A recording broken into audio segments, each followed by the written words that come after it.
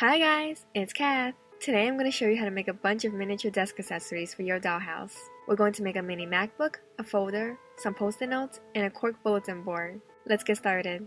We'll make the mini folder first since that's the easiest. I grab a sheet of color paper and cut out a 1 3/4 by 1.5 inch rectangle. Now take the back of your X-Acto knife, so not the blade, and run it down the middle of the paper. This will create a crease. It's a bit hard to see here, but it just helps create a super crisp fold. Now on one of the long sides, create a crease 1/4 inch away from the end.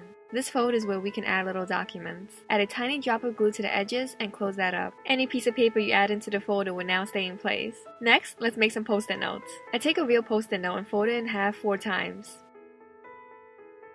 Then clamp on a vinyl clip to secure it. Draw a straight line down the exposed paper and cut it off. Go slow here so you get a nice clean cut.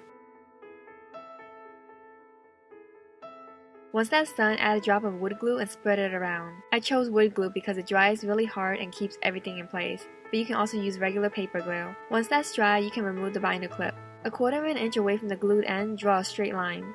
Cut that out. Now you can just cut off the edges so you end up with 1/4 inch squares. From this sheet, we were able to make 2 pads. They're not sticky, but they're still a lot of fun. Look at how you can peel off individual sheets from the pad. Next, let's make a cork bulletin board. From a piece of chipboard, I cut out a 2 inch by 1.5 inch rectangle. Then I grab a roll of thin cork material. As usual, all the products I use are linked down below. Cut out a rectangle a little bit bigger than the chipboard. Peel off the sticky backing and place it on the chipboard. Use scissors to cut off any excess cork. To create the frame, I grab a few wooden coffee stirrers. Line it up against the cork board and cut out that length. Then cut both ends of that stick at a 45-degree angle. Use some wood glue to attach it to the top of the cork. Do that to all 4 sides. You can stain or paint the frame whatever color you want, but I just chose to leave it natural. Then I add a few drops of glue and attach a few pictures. And a heart, because why not? Okay, last project. Let's make the MacBook. I printed out a 1.5 by 2 inch image of a MacBook. I also printed a screenshot from Wikipedia for the screen image. On a piece of chipboard, spread out some regular paper glue. I just use a paintbrush here. Then place your image on top of it. Cut the chipboard around that image. Then I just use a file to round out the corners. I also file down the back to bevel out the edges.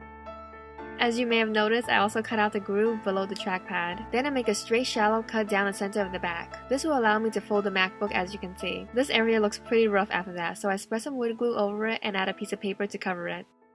Then I just use some metallic silver acrylic paint to cover the entire back and edges, and a little bit of the front. With the Wikipedia screenshot we printed, I simply mount it on some clear packing tape and cut off the excess. This will give the image a glossy effect. Add glue to the screen area of the laptop, spread it out with a paintbrush, and position the image in place. This part is optional, but I just went in with a thin felt tip black pen and outlined the screen area just to make it stand out a little bit more.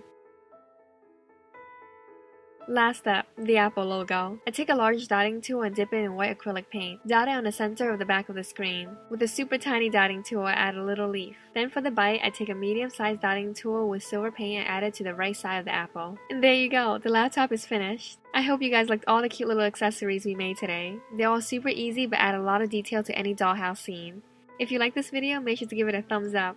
Subscribe if you haven't already, and I'll see you next time. Bye!